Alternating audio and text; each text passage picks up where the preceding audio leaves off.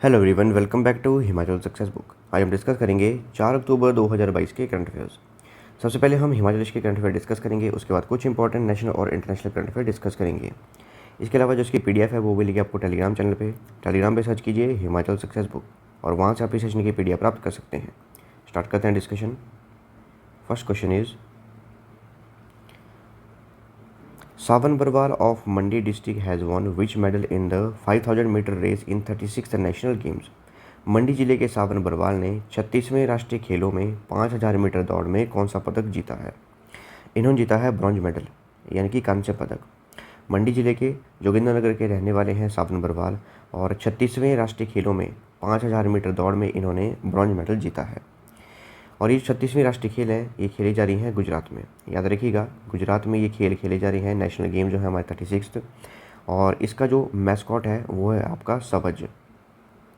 सवज जो है एक शेर है और ये इसका मैस्कॉट है। इसके अलावा एक और एथलीट है हिमाचल प्रदेश से जिनका नाम है सीमा कुमारी। सीमा कुमारी ये भी एक धावक हैं और चंबा ज़िले की ये रहने वाली हैं और इन्होंने हाल ही में 2 मेडल जीते हैं। एक इन्होंने 5000 मीटर रेस में जीता है और दूसरा इन्होंने 10,000 मीटर रेस में जीता है। 5000 मीटर रेस में इन्होंने सिल्वर मेडल जीता है और 10,000 मीटर रेस में इन्होंने गोल्ड मेडल जीता है। तो इन बातों को भी ध्यान रखिएगा। इसके अलावा जो हमारी हिमाचल प्रदेश की वुमेन कबड्डी टीम है उन्होंने गोल्ड मेडल जीता है 36 नेशनल गेम्स में। याद रखिएगा, गोल्ड मेडल जीता है हमारी वुमेन कबड्डी टीम ने।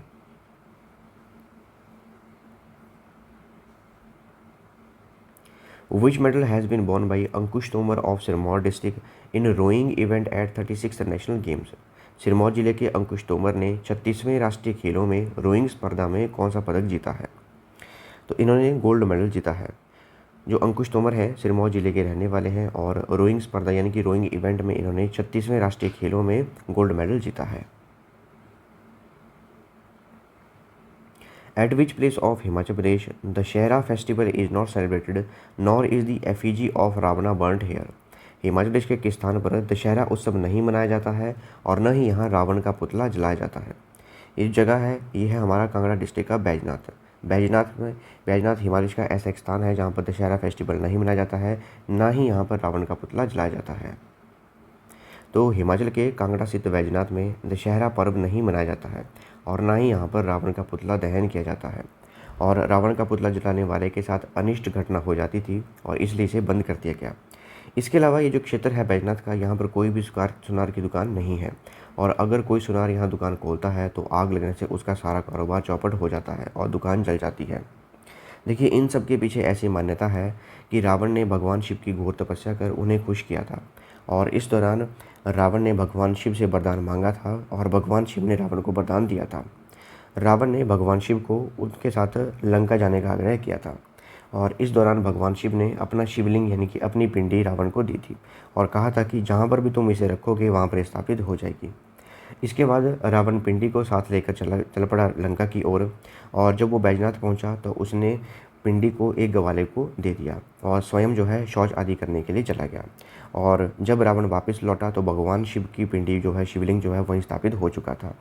और इसके बाद रावण ने भगवान शिव की यहाँ तपस्या की और अपने 10 सिरों की आहुति दी और मोक्ष का वरदान प्राप्त किया। और इन्हीं सभी मान्यताओं को ध्यान में रखते हुए बैजनाथ में दशहरा पर्व नहीं मनाया जाता है और ना ही यहाँ पर रावण का पुतला दहन किया जाता है।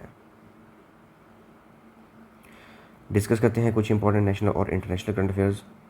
First question is Nobel prize in physics for 2022 has been awarded to Alain Aspect, John F Clauser and Anton Zeilinger for their which work. 2022 के लिए भौतिकी का नोबेल पुरस्कार Alain Aspect, John F Clauser और एंटोन जेलिंगर को उनके किस कार्य के लिए दिया गया है। उनके क्वांटम मैकेनिक्स के कार्य के लिए दिया गया है। याद रखिएगा, उनके क्वांटम मैकेनिक्स के कार्य के लिए नोबेल प्राइज़ फिजिक्स में दिया गया है इन तीनों को। तीन कौन कौन से हैं? एक है एलन एस्पेक्ट, दूसरे हैं जॉन एफ क्लॉजर और तीसरे हैं एंटोन जेलिंगर। इनके ओवरऑल जो वर्क है वो है इनका क्वांटम मैकेनिक्स का। याद रखिएगा, क्वांटम मैकेनिक्स का इनका ओवरऑल वर्क है जिसके लिए इन्हें नोबेल प्राइज़ फिजिक्स में दिया गया। और अगर डिटेल में देखें तो इन्होंने एक्सपेरिमेंट किया था एनटेंगल्ड फोटोन के साथ और इस्टेब्लिश किया था वायलेशन ऑफ बेल इनइक्वालिटीज़। इसके बाद इन्होंने पायनियरिंग की क्वांटम इंफॉर्मेशन साइंस में। ये इनका ओवरऑल वर्क था। इसके अलावा अभी हाल ही में फिजियोलॉजी और मेडिसिन के लिए भी एक नोबेल प्राइज़ दिया गया है, और किसे दिया गया है, वो दिया गया है स्वंते पावो को। याद रखिएगा, स्वंते पावो, ये स्वीडन के रहने वाले हैं, और इन्हें नोबेल प्राइज़ दिया गया है किसमें, फिजियोलॉजी और मेडिसिन में।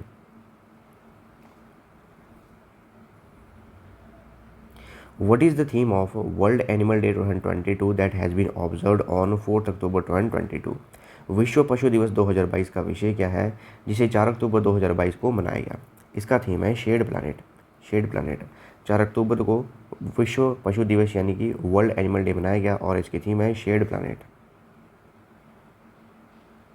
Name the personality who was recently appointed as the secretary of the department of commerce. उस व्यक्तित्व का नाम बताइए जिसे हाल ही में वाणिज्य विभाग के सचिव के रूप में नियुक्त किया गया था। यह आपके सुनील बर्थवाल जो हैं ये सेक्रेटरी बनाए गए हैं डिपार्टमेंट ऑफ कॉमर्स के, और ये एक IAS ऑफिसर हैं। Who is the current chief election commissioner of India who has launched Matdata junction year long voter awareness programme on India radio. Bharat के वर्तमान मुख्य चुनाव आयुक्त कौन हैं जिन्होंने ऑल इंडिया रेडियो पर 1 साल तक चलने वाले मतदाता जागरूकता कार्यक्रम मतदाता जंक्शन की शुरुआत की है? तो ये हैं आपके राजीव कुमार जो है हमारे चीफ इलेक्शन कमिश्नर हैं भारत के, और इन्होंने ऑल इंडिया रेडियो पर एक प्रोग्राम जो है लॉन्च किया है, और ये है वोटर अवेयरनेस प्रोग्राम, और इस प्रोग्राम का नाम है मतदाता जंक्शन। याद रखिएगा, मतदाता जंक्शन जो है ये वोटर अवेयरनेस प्रोग्राम है। इसका है, ये इलेक्शन कमीशन डिपार्टमेंट का है, और इसे लॉन्च किया गया है हमारे चीफ इलेक्शन कमिश्नर जो कि हैं राजीव कुमार, उनके द्वारा। और ये जो मतदाता जंक्शन प्रोग्राम है इसे 23 लैंग्वेज में 23 लैंग्वेज की भारत की 23 लैंग्वेज में इसे ब्रॉडकास्ट किया गया है। PM flagged of Gandhinagar Mumbai Vande Bharat express eight which railway station. प्रधानमंत्री नरेंद्र मोदी ने गांधीनगर मुंबई वंदे भारत एक्सप्रेस को किस रेलवे स्टेशन से हरी झंडी दिखाकर रवाना किया?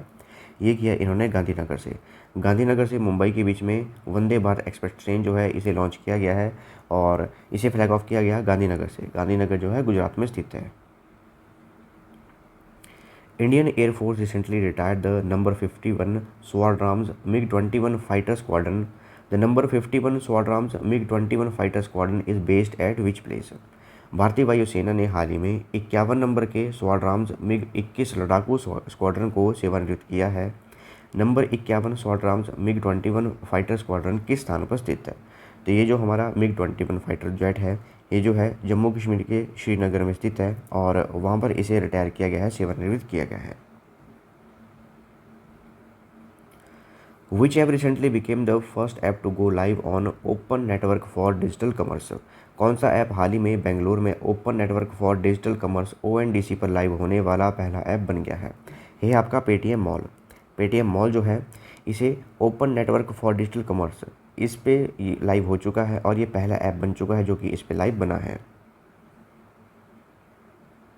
The Insolvency and Bankruptcy Board of India observed its which annual day on 1st October 2022 to commemorate the establishment of the IBBI?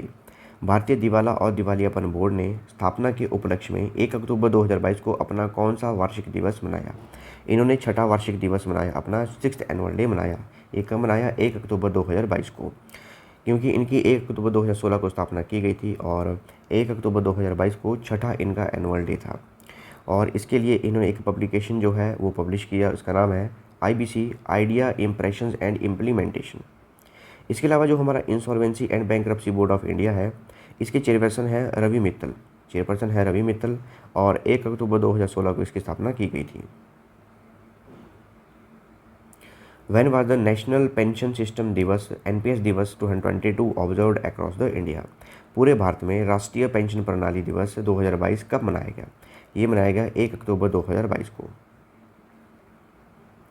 National pension system दिवस 2022 ये ऑब्जर्व किया गया 1 अक्टूबर 2022 को, और ये जो NPS दिवस है ये एक पेंशन प्लानिंग कैंपेन है। इसके ऊपर जो चलाया गया pension fund regulatory and development authority इनकी PFRDA के द्वारा, PFRDA की फॉर्म है pension fund regulatory development authority, इनके द्वारा NPS दिवस का ये कैंपेन चलाया गया था।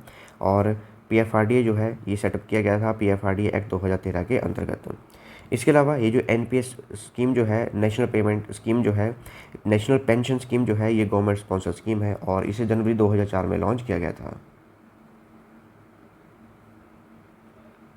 Who is the current governor of Assam? Assam के वर्तमान राज्यपाल कौन है? ये है Jagdish Mukhi. Option D correction है। जगदीश मुखी जो है गवर्नर है असम के। चीफ मिनिस्टर है हेमंता बिश्वा शर्मा और कैपिटल है Dispur. The United States imposed sanctions on petrochemical trading company Tibalaji Petrochem Private Limited for carrying out an oil trade with Iran. In which city Tibalaji Petrochem Private Limited is located? संयुक्त राज्य America ने Iran के साथ तेल व्यापार करने के लिए petrochemical trading company Tibalaji Petrochem private limited पर प्रतिबंध लगाया है। तिबालाजी पेट्रोकेम प्राइवेट लिमिटेड किस शहर में स्थापित है? तो ये मुंबई में स्थित है। देखिए कंपनी है जिसका नाम है तिबालाजी पेट्रोकेम प्राइवेट लिमिटेड और अमेरिका ने यानी कि यूएसए ने इनके ऊपर प्रतिबंध लगाया है। क्यों लगाया है यूएसए ने प्रतिबंध? क्योंकि इन्होंने ईरान के साथ ऑयल ट्रेड डील की है और इसीलिए इन्होंने इनके ऊपर प्रतिबंध लगाया है। अमेरिका ने प्रतिबंध लगाया है इस कंपनी के ऊपर और कंपनी जो है मुंबई में स्थित है। ये थी हमारी डिस्कशन और इस सेशन की पीडीएफ मिलेगी टेलीग्राम चैनल पे। टेलीग्राम पे सर्च कीजिए हिमाचल सक्सेस बुक और वहाँ से आप इस सेशन की पीडीएफ प्राप्त कर सकते हैं। इसके अलावा इंस्टाग्राम, टेलीग्राम, फेसबुक इन पे फॉलो कर सकते हैं। So thanks for watching video. Do like, share and subscribe my channel.